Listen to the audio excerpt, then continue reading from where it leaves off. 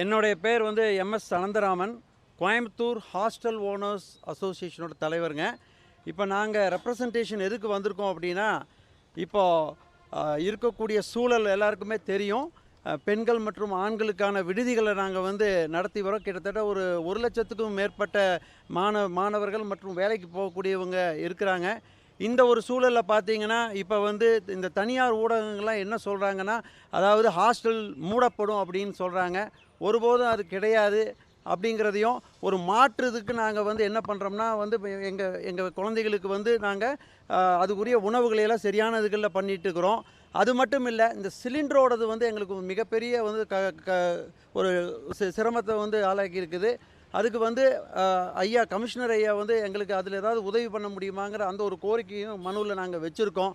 ஏன்னா குழந்தைகள் அவங்களோட உணவுக்கு வந்து இன்றைக்கி வந்து ரொம்ப ஒரு அத்தியாவசியமானது இருக்குது. அதனால் வந்து இதை வந்து கொஞ்சம் தாழ்மையுடன் நாங்கள் வந்து இந்த கோரிக்கையை வந்து பரிசீலனை பண்ணோம் அப்படிங்கிறது எங்களுடைய கருத்து. அந்த ஒரு இதுக்காக தான் நாங்கள் வந்திருக்கோமுங்க. ஆமாங்க.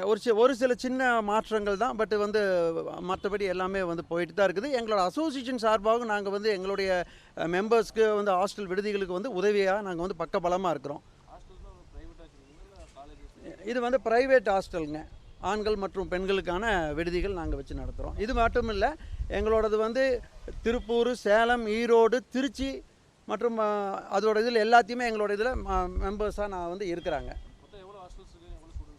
கிட்டத்தட்ட வந்து இப்போ பார்த்தீங்கன்னா ஒரு 600 ஹாஸ்டலுக்கு மேலே இருக்குதுங்க.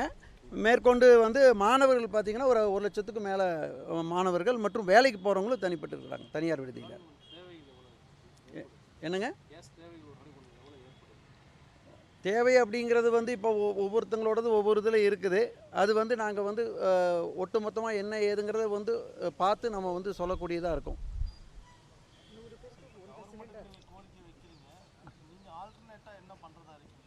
ஆல்டர்னேட்டிவாக இப்போதைக்கு வந்து நாங்கள் விறகடுப்பு வச்சு தான் நாங்கள் வந்து எங்கள் குழந்தைகளுக்கு கொடுத்துட்ருக்குறோம். அது ரொம்ப சிரமமாக இருக்குது. இருந்தாலுமே வந்து இப்போ காலேஜஸ் மற்றும் ஸ்கூல்ஸுக்கெல்லாம் கூட வந்து இப்போ கொடுக்குறதாக கேள்விப்பட்டோம் கமர்ஷியல் இதில். ஸோ அதே இது எங்களுக்கும் கொஞ்சம் வந்து பார்த்து பண்ணினா கொஞ்சம் நல்லாயிருக்கும் அப்படிங்கிறதா எங்களுடைய தாழ்மையான கருத்துங்க. இல்லை, நடவடிக்கை எடுக்குன்னு சொல்லவில்லை. ஏன்னா ஊடகங்களில் வரக்கூடிய செய்திகள் அப்படியே நம்ப வேண்டாம். அது வந்து ஒரு பெரிய ஒரு இதை வந்து இம்பேக்டை க்ரியேட் பண்ணுது மாணவர்களுக்காகட்டும் வேலைக்கு போகிறவங்களுக்கும் அப்படிங்கிறது தான். கட்டாயமாக இது வந்து சரியாயிரும் அப்படிங்கிற நம்பிக்கை இருக்குது. அதான் தவிர்க்க முடியாத தம்ப்நெயில்ஸ், கலக்கலான கண்டென்ட்ஸ், சினிமாவும் சீரியஸ் பிரச்சனைகளும், பல வருடங்கள் இடைவெளிக்கு பிறகு இந்த படத்துல ஒரு கலகலப்பும் கைகலப்பும். Me too, love you. Thank you so much. Mass ஏத்துறது போயிட்டே தான் இருக்காரே தவிர பிரேக்கே இல்லாமல் பிரேக்கிங் நியூஸ் சொல்லும் தந்தி டிவி ஆப். இன்ஸ்டா தலைமுறை வரை இறங்கி அடிக்கும் தந்தி டிவியின் டிஜிட்டல் எக்ஸ்க்ளூசிவ்.